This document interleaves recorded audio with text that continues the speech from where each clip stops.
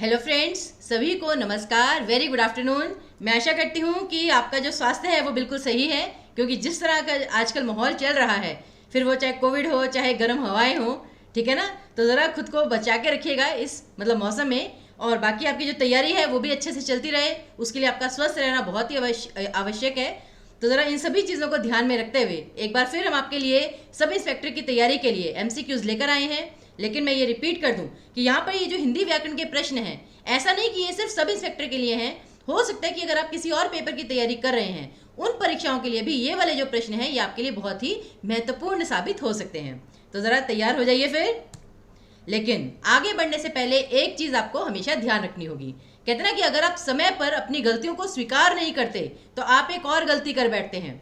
आप अपनी गलतियों से तभी सीख सकते हैं जब आप अपनी गलतियों को स्वीकार करते हैं। तो देखिए, जीवन में बहुत सारी चीज़ें होती हैं जिन्हें हम कभी कभी एक्सेप्ट नहीं करते हैं। अगर हमने कोई गलती की है उसे एक्सेप्ट कीजिए। अगर आपने अभी तक तैयारी स्टार्ट नहीं की है, ठीक है ना, तो उसे एक्सेप्ट कीजिए कि भाई अब तैयारी अभी तक नहीं की थी, कोई बात नहीं, अब एक्सेप्ट करते हैं कि हमें ये चीज़ नहीं आती है, अब इसे हमें अच्छे से पढ़ना है। तो वो चीज़ आपको पहले एक्सेप्ट करनी होगी। और उसी प्रकार से अभी जो हम क्वेश्चन आपके साथ डिस्कस करने जा रहे हैं, कोशिश कीजिएगा ज़्यादा से ज़्यादा ये जितने भी क्वेश्चन है, हर क्वेश्चन पर अपना कमेंट ज़रूर करिए, हर क्वेश्चन पर अपना आंसर जरूर दीजिए, चाहे वो गलत हो चाहे वो सही हो। लेकिन पहले आपको स्वयं से प्रयास करना है कि आप सही उत्तर तक पहुंच सकें। गलत होता है कोई बात नहीं, पहले 4 प्रश्न सीधे सीधे लगातार गलत होते हैं, कोई बात नहीं, एटलीस्ट आपको पता तो चलेगा ना आपने गलती की, लेकिन इस प्रश्न को कैसे हल करना था, इसका सही उत्तर क्या है, इसके पीछे छिपे तथ्य क्या हैं। तो इसीलिए मेरी आप सभी से रिक्वेस्ट है कि आगे हम जितने भी क्वेश्चंस करने जा रहे हैं, सभी क्वेश्चंस को आपने अटेम्प्ट जरूर करना है, ठीक है ना। ये अटेम्प्ट जो आप नहीं करते हैं ना, वो सबसे बड़ी गलती करते हैं। तो इसे स्वीकार कीजिए और प्रश्नों में आगे बढ़िए, और सेशन को जरा लाइक और शेयर जरूर कर दीजिएगा। चलिए, सबसे पहला प्रश्न आपके सामने है कि निम्न में से भिन्न अर्थ वाला शब्द कौन सा है। भिन्न अर्थ वाला शब्द, आत्मजा, नंदिनी, भार्या या फिर कन्या। ध्यान से देखिए और समझने का प्रयास कीजिए। अब यहाँ पर मैं आपको एक और चीज बताना चाहूंगी, पर्यायवाची विलोम शब्द, ये लिस्ट कभी खत्म नहीं होने वाली, और ये टॉपिक ऐसा है कि इसे एग्जामिनर कभी छोड़ने भी नहीं वाला। ये प्रश्न आना ही आना है पेपर में, पर्यायवाची का विलोम शब्द का। तो उसके लिए अपना शब्द भंडार, अपनी हिंदी की वोकेबलरी इंक्रीज करने के लिए क्या कीजिए, शब्दों को संबंधित करके उसका अर्थ जानने का प्रयास कीजिए। अब जैसे आत्मजा, आत्मज, ये जैसे कि याद है आपको मैंने बताया था जलज, यानी कि जल में जन्मने वाला। उसी प्रकार आत्मज क्या होता है, आत्मजमाज, यानी स्वयं से जन्मने वाला, जो हम स्वयं से जन्मते हैं, यानी कि हमारी संतान। और उसी प्रकार आत्मज और आत्मजा, आ की मात्रा आ गई, दैट मीन्स स्त्रीत्व है, यानी कि लड़की, पुत्री। तो ये आपका पुत्री के लिए आता है। नंदिनी, जैसे नंदन, कहते ना अंजनी नंदन, नंदन मतलब पुत्र और नंदिनी मतलब पुत्री। और कन्या मतलब भी वही होता है, लेकिन भार्या, भार्या मतलब क्या होता है, आपकी पत्नी। तो इसलिए करेक्ट ऑप्शन यहाँ पर आएगा आपका सी ऑप्शन। आगे देखते हैं, अहंकार का पर्यायवाची शब्द कौन सा नहीं है। प्लीज प्रश्न को ध्यान से पढ़िएगा। कभी कभी हम भी गलती कर जाते हैं, सही से प्रश्न नहीं पढ़ते हैं और उत्तर में गलती कर देते हैं। इसीलिए कौन सा पर्यायवाची नहीं है अहंकार का, दंभ, दर्प, मद या फिर अतुल। तो याद रखिएगा, दंभ, मद मतलब होता है नशा, लेकिन अहंकार का भी एक नशा ही होता है। और दर्प, ये तीनों ही आपके अहंकार के पर्यायवाची हैं। लेकिन अतुल, अतुल का मतलब क्या होता है, जिसकी तुलना ना की जा सके, अतुलनीय। तो अतुल मतलब एक ये भी होता है कि असीम, बहुत ज़्यादा विस्तृत, जैसे आकाश है वो अतुल है, असीम है, ठीक है ना। तो अतुल का मतलब असीम भी होता है, जिसकी कोई सीमा ना हो या फिर जिसकी तुलना ना की जा सके। तो करेक्ट ऑप्शन यहाँ पर आपका डी ऑप्शन आएगा। आगे देखिए, काम करो अथवा भूखे रहो, ये किस प्रकार का वाक्य है, संकेतवाचक, संयुक्तवाचक, मिश्रित वाक्य या फिर इच्छावाचक वाक्य। अब यहाँ पे इच्छा तो है नहीं, आप कोई किसी के लिए इच्छा तो कर नहीं रहे कि या तो काम करो या भूखे रहो, आप किसी को आज्ञा दे रहे हैं। तो आज्ञावाचक वाक्य होता तब तो हम वो चूज कर लेते, लेकिन यहाँ पे अब ये काम करो अथवा भूखे रहो, ये आप देखेंगे दोनों वाक्य जो है वो इंडिपेंडेंट है, स्वतंत्र है। काम करो अपने आप में पूर्ण वाक्य है, भूखे रहो अपने आप में पूर्ण वाक्य है, और दोनों वाक्यों को समुच्चय बोधक यानी कि कंजक्शन द्वारा जोड़ा गया है। या रखिए, जहां पर आपका समुच्चय बोधक आ जाए, जिसे आप कंजक्शन कहते हैं, और अथवा, इसलिए, जहां पर भी ये सारे शब्द आ जाते हैं, 99% वो आपका संयुक्त वाक्य होता है। और खैर, संयुक्त वाक्य की सबसे बड़ी कंडीशन तो यही है कि दो स्वतंत्र वाक्य आपस में जुड़ने चाहिए जो आपके हैं, ठीक है ना। तो करेक्ट ऑप्शन आपका बी ऑप्शन आएगा। आगे देखिए, किस विकल्प में उपसर्ग और प्रत्यय दोनों का प्रयोग हुआ है। अब देखना है कि दोनों का प्रयोग किस में हुआ है, विशिष्टता, प्राथमिकता, वैश्विकता या फिर नैतिकता। अब विशिष्टता किससे बना है, कहने के लिए विशेष से बना है, लेकिन इसमें शब्द क्या है, जैसे कि इसे तोड़कर देखिए शब्दों को, वि जमा शिष्ट जमा ता, विशिष्टता। प्राथमिकता, प्रथम, अब यहाँ पे प्र जमा थम नहीं आएगा, प्रथम, प्रथम जमा इक जमा ता। वैश्विकता, विश्व जमा इक जमा ता। और नैतिकता का क्या आएगा, नीति जमा इक जमा ता। तो बेसिकली यहाँ पर उपसर्ग और प्रत्यय दोनों का प्रयोग केवल और केवल पहले विकल्प में हुआ है, बाकी तीनों शब्दों में दो प्रत्यय ही थे, उपसर्ग कोई नहीं था। तो करेक्ट ऑप्शन आएगा आपका फर्स्ट ऑप्शन।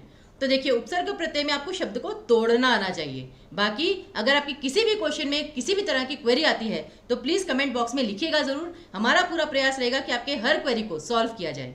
आगे देखिए, ढेरों मछलियां इस तालाब में तैरती रहती हैं।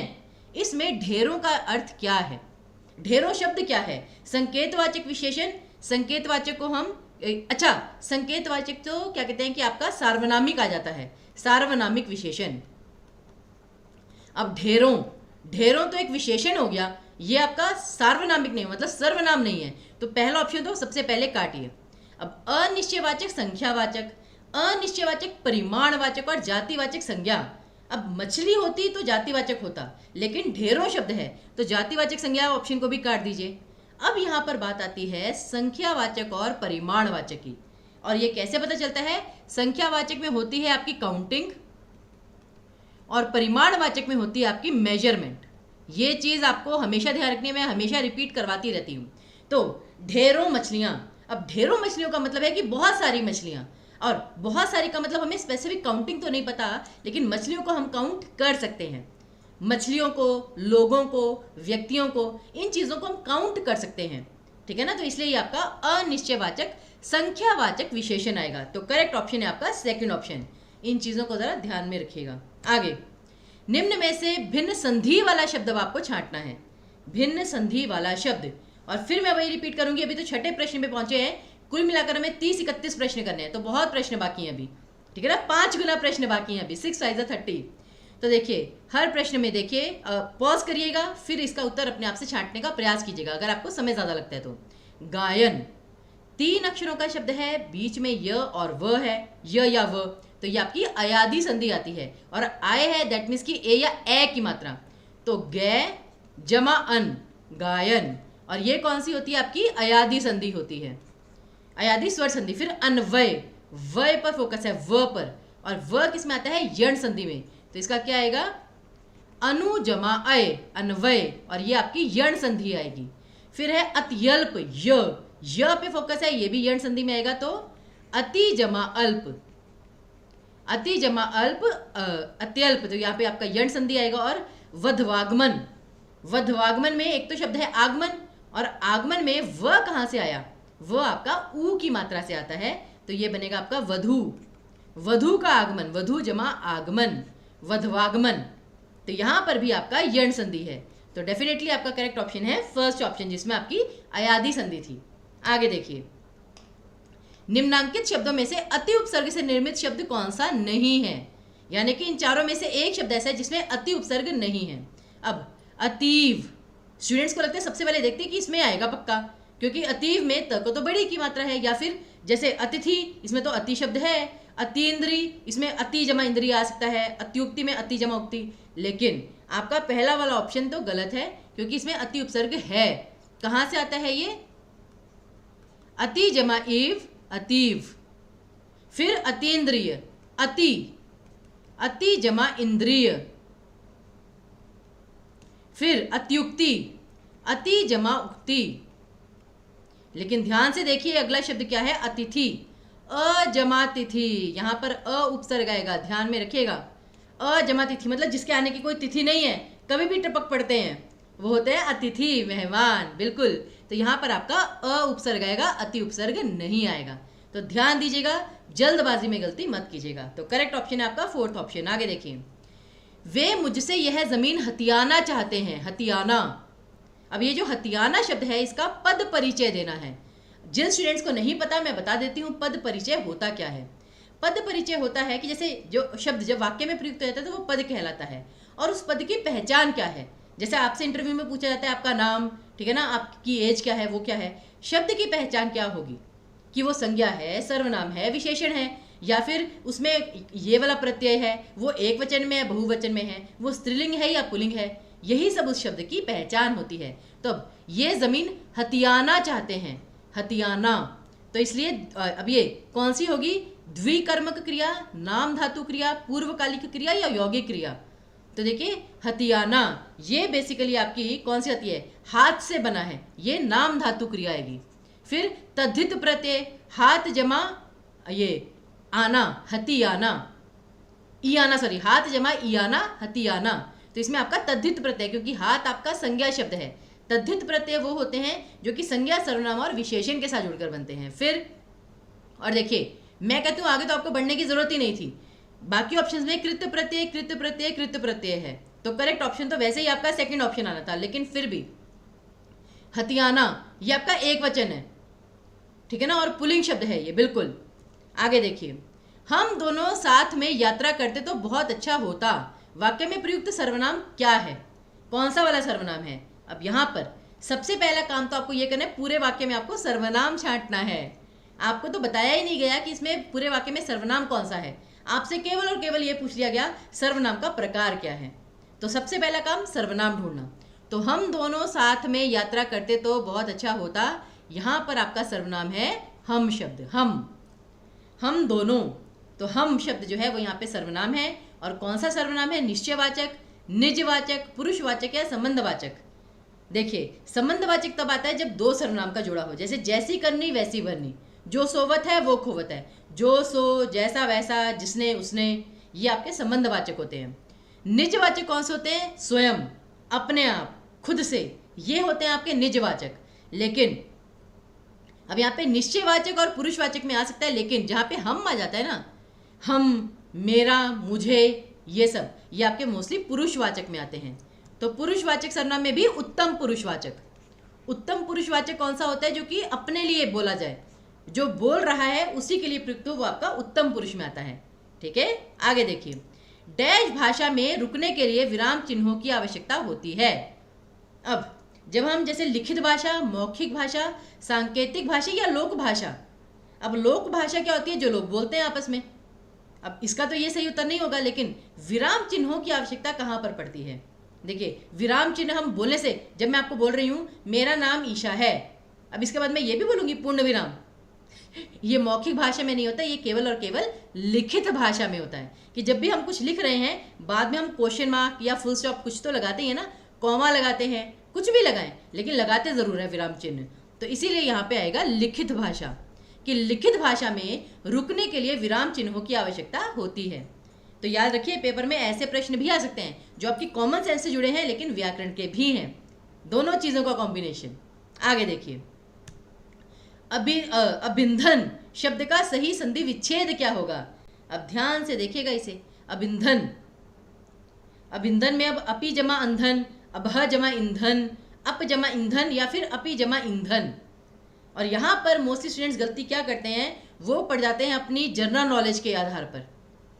व्याकरण में जनरल नॉलेज नहीं चलेगी, सिर्फ जो तथ्य हैं वो चलेंगे, तर्क जो है वो चलेंगे। अब जैसे कि नियम जो है वो चलेंगे व्याकरण के। अभिंधन, अभिंधन में अब यहाँ पे आ, ई या ऊ की मात्रा तो है नहीं, तो दीर्घ संधि तो होगी नहीं, और ए, औ कुछ नहीं है, तो स्वर संधि तो बिल्कुल नहीं है।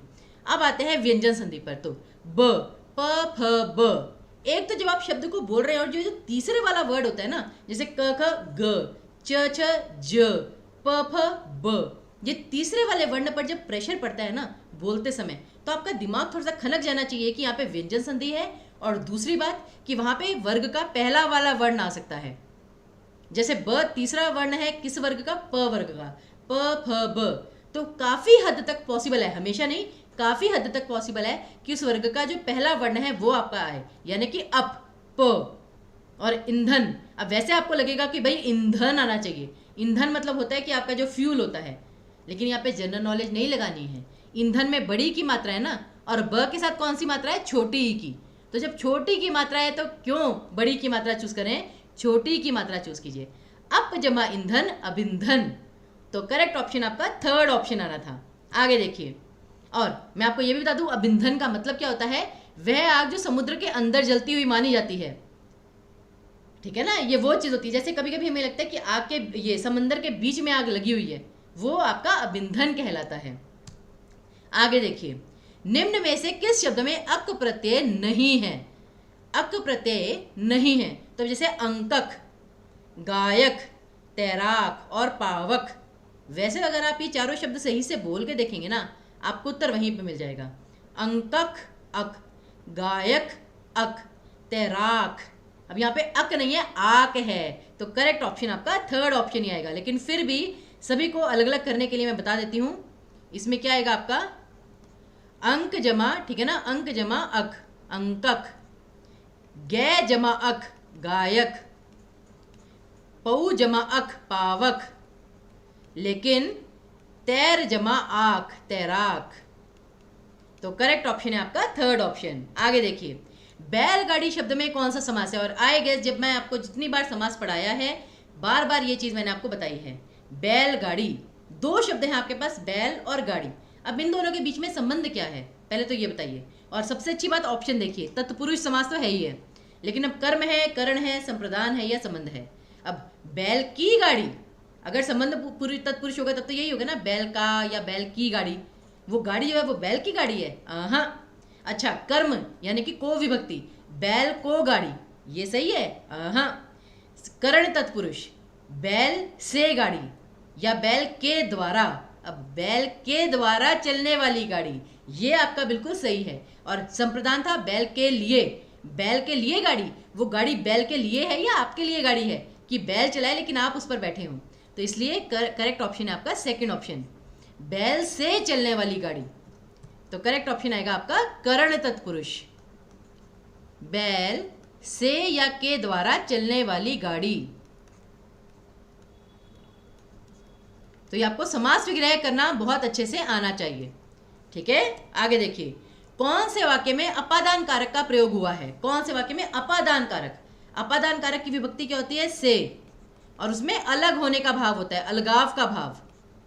अब मोहन का भाई स्कूल में पढ़ता है, अब पहले तो से विभक्ति नहीं है तो ये वाला ऑप्शन काटिए। श्याम गेंद से खेलता है, यानी कि से या के द्वारा, तो यहाँ पे अलग होने का भाव नहीं है, तो इसलिए ये भी करेक्ट ऑप्शन है। राम के साथ लक्ष्मण भी वन में गए, यहाँ पे भी से विभक्ति नहीं है, तो करेक्ट ऑप्शन क्या बचा, फोर्थ ऑप्शन, कि फलों से रस निकलता है, मतलब फलों से यानी कि उससे अलग हो जाता है रस, तो यहाँ पे से, करेक्ट ऑप्शन आएगा आपका फोर्थ ऑप्शन। आगे देखिए, किस शब्द में सु उपसर्ग का प्रयोग उपसर्ग के रूप में नहीं हुआ है, मतलब सु शब्द आया तो है लेकिन वो उपसर्ग के रूप में प्रयुक्त नहीं हुआ है। तो देखिए, अब सुहास, सुखद, सुयोग्य या सुरेंद्र। अब सुहास, हास मतलब होता है हंसना, और सुहास यानी कि अच्छे से हंसना, व्यंग्य नहीं, अच्छा हंसना। सुखद, ठीक है ना, तो यहाँ पे सुख है, सुख जमा द, सुखद, और सुयोग्य, सु जमा योग्य, और सुरेंद्र, सुर जमा इंद्र। अब देखिए, पेपर में कभी कभी आपको ये वाले ऑप्शन भी आ जाते हैं, ठीक है ना, सु उपसर्ग का प्रयोग उपसर्ग के रूप में नहीं हुआ है, तो यहाँ पर अब थर्ड ऑप्शन में भी सु उपसर्ग नहीं है और फोर्थ ऑप्शन में भी। तो ये एक्चुअली मैं प्रीवियस ईयर पेपर का मतलब क्वेश्चन लेकर आई हूँ, और देखिए आप प्रिंट आउट से भी समझ रहे होंगे, तो इसलिए मैं आपको बताना चाहती हूँ कि यहाँ पे आपको कंफ्यूज नहीं होना है, पेपर में आपको इसके ग्रेस मार्क्स मिल जाएंगे, आप चिंता मत कीजिएगा। क्योंकि सुखद में भी देखिए ना, सुख जमा द, और सुर जमा इंद्र, यहाँ पे था आपका सुर जमा इंद्र, तो सु उपसर्ग नहीं था दोनों में ही, तो इस चीज का ध्यान रखिए। आगे वैसे सुरेंद्र यहाँ पे टिक किया हुआ है, लेकिन सुखद में भी आपका, ठीक है ना, सुख शब्द था और द प्रत्यय था, तो आने आपके दोनों ही थे। आगे देखिए, खाने से बचा हुआ झूठा भोजन क्या कहलाता है। अब पेपर में आपको बहुत बार वाक्यांश के लिए एक शब्द भी आते हैं, तो ये भी आपको पता होना चाहिए कि खाने से बचा हुआ झूठा भोजन क्या कहलाता है। मोस्टली स्टूडेंट्स क्या करते हैं, वो यहाँ पे अवशेष लिख कर आ जाते हैं। अवशेष क्योंकि क्या होते हैं, अवशेष जो बची हुई चीज होती है, लेकिन जो झूठा बचा हुआ मतलब खाना होता है उसे बेसिकली क्या कहा जाता है, उच्छिष्ट। करेक्ट ऑप्शन बेसिकली यहाँ पर आपका फर्स्ट ऑप्शन आएगा। आगे देखिए, भारत की माता का नाम डैश था, भरत, सॉरी भारत नहीं भरत, भरत की माता का नाम क्या था। अब सारे फटाफट बोल देंगे कैकेयी, जल्दी से बोल देंगे, लेकिन उसकी सही वर्तनी। तो बेसिकली यहाँ पे फिल इन द ब्लैंक्स वाला क्वेश्चन कम था, वर्तनी वाला प्रश्न ज्यादा था। तो बताइए यहाँ पे कैकई की सही वर्तनी कौन सी होगी? केकई, केकई, या फिर केकई, या कैकेई? तो मैं यहाँ पर आपको बताना चाहूंगी करेक्ट ऑप्शन क्या होगा आपका। आई होप अभी तक आपने गेस कर लिया होगा कैकेई। तो करेक्ट ऑप्शन है आपका डी ऑप्शन। याद रखिएगा स्पेलिंग्स को, पेपर में किसी भी प्रकार से प्रश्न पूछा जा सकता है। आगे देखिए, कालिंदी का पर्यायवाची कौन सा है भाई, कौन बताएगा? कालिंदी कूल कदम्ब की डारन। हाँ जी, कालिंदी जो है बेसिकली आपका किसके लिए प्रयुक्त होता है? और ये प्रश्न मैं बीच में छोड़कर जा रही हूँ, इसका उत्तर आप नीचे कमेंट बॉक्स में लिख कर जाएंगे। ये अब आपको खुद ही छांटना है। हर प्रश्न अगर मैं बताने लग गई, और इसीलिए मैंने ये साइड में रखा हुआ है, इस प्रश्न का उत्तर सभी अपने कमेंट बॉक्स में लिख कर जाएंगे जब ये वीडियो समाप्त हो जाएगा। क्योंकि आपको पता होना चाहिए कि सभी नदियों का नाम कुछ ना कुछ होता है, या देवियों का नाम। जैसे रमा, ठीक है ना, रमा जो है वो लक्ष्मी जी के लिए यूज होता है। रुद्र प्रिया वो पार्वती जी के लिए यूज होता है। उमा वो पार्वती जी के लिए यूज होता है। तो वैसे ही आपको पता होना चाहिए कालिंदी ये किसके लिए प्रयुक्त होता है, ये आप कमेंट बॉक्स में लिख कर जाएंगे। चलिए आगे वाला प्रश्न, निम्न में से किस वाक्य में अकर्मक क्रिया है? अकर्मक क्रिया किसमें है? अकर्मक जहां पे कर्म ना हो, और कर्म की पहचान होती है को विभक्ति से, चाहे वो दिख रही हो चाहे छुप रही हो। मैं बालक को जगवाता हूं, तो यहाँ पे तो सकर्मक है। मदन गोपाल को हंसा रहा है, तो यहाँ पे भी सकर्मक है। राम पत्र लिखता है, यानी कि पत्र को लिखता है, तो यहाँ पे भी सकर्मक है। लेकिन गेहूं पिस रहा है, अब गेहूं को पीस रहे हैं, पीसना एक अलग बात है, और पिस रहा है। देखिए, पिसना ये आपकी अकर्मक क्रिया है, याद रखिएगा, ये बहुत महत्वपूर्ण चीज मैं आपको बता रही हूं। और पीसना ये सकर्मक है, क्योंकि अगर पीस रहे हैं, जैसे मैं पीस रही हूं, तो पूछा जाएगा ना आप किस चीज को पीस रहे हो। लेकिन अगर मैं कह रही हूं कि मैं पिस रही हूं, यानी कि मुझे ही पीसा जा रहा है, तो ये करेक्ट ऑप्शन आएगा आपका फर्स्ट ऑप्शन, गेहूं पिस रहा है। क्योंकि गेहूं यहां पर करता है और वही पिस रहा है, तो यहाँ पे आपकी अकर्मक क्रिया आएगी। आगे देखिए, तुम मुझ पर उपकार करते ही रहते हो, इसमें कौन सा सर्वनाम है? तुम मुझ पर। अब मुझ पर जहां पर अपनी बात आ जाती है, वहां पर आपका उत्तम पुरुष आता है जो बोलने वाला है, और तुम ये आपका मध्यम पुरुष होता है जो सुनने वाला होता है। तुम, तुम्हारा, तुम्हें, आपको, ये सारे आपके मध्यम पुरुष आते हैं, और मुझ पर ये जो बोलने वाला है वो आपका उत्तम पुरुष में आता है। तो करेक्ट ऑप्शन आएगा आपका फर्स्ट ऑप्शन। आगे देखिए, वीरेंद्र पक्का सरकार का समर्थक है, इस वाक्य में किस प्रकार की अशुद्धि है? और अगर ऑप्शन दिए गए हैं दैट मीन्स वाक्य में अशुद्धि तो है, तो आप छांटिए जरा किस प्रकार की अशुद्धि है। वीरेंद्र पक्का सरकार का समर्थक है, ध्यान से पढ़िए और समझिए। अब सरकार का समर्थक है, इसमें तो कोई गलत बात नहीं है, और वीरेंद्र वो अपने आप में नाम है, यानी कि जो समस्या है वो पक्के शब्द में है। अब वीरेंद्र सरकार का पक्का समर्थक है, यहां पर जो पक्का शब्द है वो सरकार के साथ नहीं, वो समर्थक के साथ आना चाहिए था, कि वीरेंद्र सरकार का पक्का समर्थक है। तो इसलिए यहां पर क्या था, एक शब्द आगे पीछे हुआ था, तो जहां पे ये पोजीशन जो होती है वो हिल डुल जाती है, उसे पदक्रम कहा जाता है, पदक्रम संबंधी अशुद्धि। तो ध्यान रखिएगा करेक्ट ऑप्शन है आपका फर्स्ट ऑप्शन। आगे देखिए, जिसका उत्साह भंग हो गया हो उसे क्या कहते हैं? फिर से वाक्यांश के लिए एक शब्द वाला प्रश्न। जिसका उत्साह भंग हो गया हो, मतलब जिसमें कोई उत्साह ना बचा हो, मोटिवेशन ना बची हो, जोश ना बचा हो। हतोत्साह, निरुत्साहित, हतोत्साहित या उत्साह शून्य। तो यहां पर मैं आपको बता दूं करेक्ट ऑप्शन क्या आएगा आपका थर्ड ऑप्शन। जरूरी नहीं कि निरुत्साहित, निरुपसर्ग ही सही हो। हतोत्साहित, जैसे कहते हैं ना हताश हो चुके हैं, हतोत्साहित, उत्साह हत हो चुका है, तो हतोत्साहित आपका करेक्ट ऑप्शन आएगा, ध्यान दीजिएगा। आगे, अन और अधिकार की संधि से कौन सा शब्द बनेगा? जरा ध्यान से देखिए, अन जमा अधिकार। अब यहां पे न आधा है, ये चीज ध्यान में रखिएगा। न अगर पूरा होगा तो डिफरेंट शब्द बनेगा, न अगर आधा है तो डिफरेंट शब्द बनेगा। अब न आधा है और उसके साथ अ का स्वर मिल रहा है, तो आधा न और मिलकर क्या बनाते हैं? ये आधा न और अ मिलकर पूरा न बनाते हैं। और बेसिकली यहाँ पर आपका केवल न ही आएगा, तो अनधिकार, और ध के साथ छोटी की मात्रा वो एज इट इज रहेगी। तो करेक्ट ऑप्शन आएगा आपका फोर्थ ऑप्शन, अनधिकार। और वैसे भी वर्तनी के लिए याद रखिए, अनाधिकार शब्द गलत होता है, अनधिकार ही होता है, अनधिकार। इस चीज को ध्यान में रखिएगा। आगे, निम्न में से कौन सा शब्द क्रिया से निर्मित भाववाचक संज्ञा है? अब बड़प्पन, दासत्व, धैर्य और सजावट चारों ही आपकी भाववाचक संज्ञा हैं, लेकिन वो किस किस चीज से बनी है जरा देखते हैं। बड़प्पन बड़े से बना है और बड़ा जो है वो आपका विशेषण होता है। दासत्व ये बना है दास से और दास आपकी जातिवाचक संज्ञा होती है। धैर्य धैर्य बना है धीर से, जो धीर व्यक्ति होता है और ये भी आपका विशेषण है। लेकिन सजावट किससे बना है? सज, सजना, और ये जो है ये आपकी क्रिया होती है। तो करेक्ट ऑप्शन बेसिकली क्या आएगा? Fourth option. जैसे कहते हैं ना कमरा सज गया, किसी चीज को हम सज रहे हैं, ठीक है ना, सजना। तो ये है आपकी क्रिया से निर्मित भाववाचक संज्ञा। आगे देखिए, भवानी का पुल्लिंग क्या होगा? भवानी किसे कहा जाता है? अगर आपको यही नहीं पता होगा तो आप पुल्लिंग कैसे पहचानेंगे? तो याद रखिए, भवानी किसे कहा जाता है? भवानी पार्वती जी को कहा जाता है। और पार्वती जी का पुल्लिंग क्या होता है? शिवजी जी, डेफिनेटली। और शिवजी जी को क्या कहा जाता है? अब भवा, भव, भगवत या भावी? ध्यान से उत्तर दीजिएगा, क्योंकि भावी तो वो होते हैं जो होने वाले होते हैं। जैसे हम कहते हैं ये हमारे देश के भावी सम्राट हैं, भावी मतलब होने वाले, या भावी मुख्यमंत्री हैं, लेकिन यहां पे आएगा भव। करेक्ट ऑप्शन एक्चुअली आएगा आपका सेकंड ऑप्शन, भव। तो प्लीज इस चीज को याद रखिएगा, भव हो या हर हो।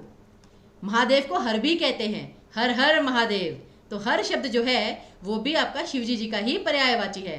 भव, हर, शिवजी जी, नीलकंठ, चंद्रभाल, मतलब कितने सारे हैं, ठीक है ना। तो ये सारे के सारे आपके शिवजी जी के पर्यायवाची हैं। आगे देखिए, प्रतिष्ठित का संधि विच्छेद क्या होगा? प्रतिष्ठित, वैसे तो मैंने आपको बताया था कि जहां पे आधा श आ जाए वहां पे आपका विसर्ग संधि होता है, लेकिन अब थ का ठ ऐसा नहीं बनता है। तो प्रतिष्ठित में अगर सही संधि विच्छेद आपको छांटना है तो आपका करेक्ट ऑप्शन होगा सेकंड ऑप्शन, प्रति जमा स्थित, प्रतिष्ठित। सॉरी भाई, लगता है कि स्टूडेंट्स हमें बहुत ज्यादा याद कर रहे हैं क्वेश्चन करते करते।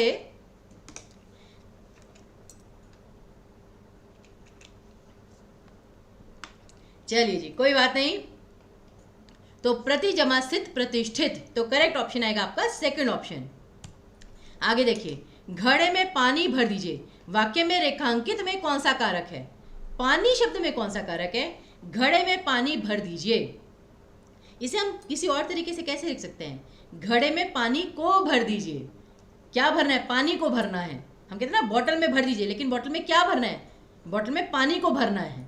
तो पानी को भर दीजिए, यहाँ पे को विभक्ति छिपी हुई थी, तो जहाँ पे को विभक्ति आ जाए वहां पे आपका कर्म कारक। तो करेक्ट ऑप्शन है आपका सेकंड ऑप्शन। तो देखिए, यहाँ पर भी कभी कभी मैं आपको बताऊं स्टूडेंट्स कंफ्यूज हो जाते हैं, और ये मुश्किल क्वेश्चन नहीं था, इजी ही था, बट फिर भी वही है कि लैक ऑफ प्रैक्टिस। अगर आप अभ्यास नहीं करेंगे तो आपको फिर जो आसान प्रश्न है वो भी कठिन ही नजर आएंगे। आगे देखिए, मुकुंद किसका पर्यायवाची है? भाई कौन बताएगा? मुकुंद, मुकुंद जो है बेसिकली ये भी अब आपको ही छांटना है।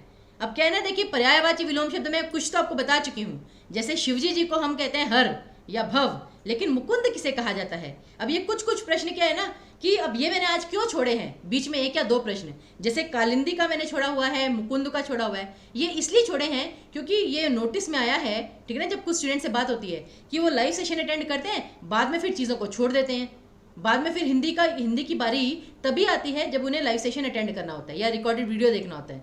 लेकिन ऐसा नहीं चलेगा, हिंदी का अभ्यास आपको करना ही पड़ेगा, और इसका पर्यायवाची पहले आप स्वयं से छांटिए। नहीं पता तो जाके सर्च कीजिए, सर्च करने से ही आपको 10 नई चीज़ें पता चलेंगी।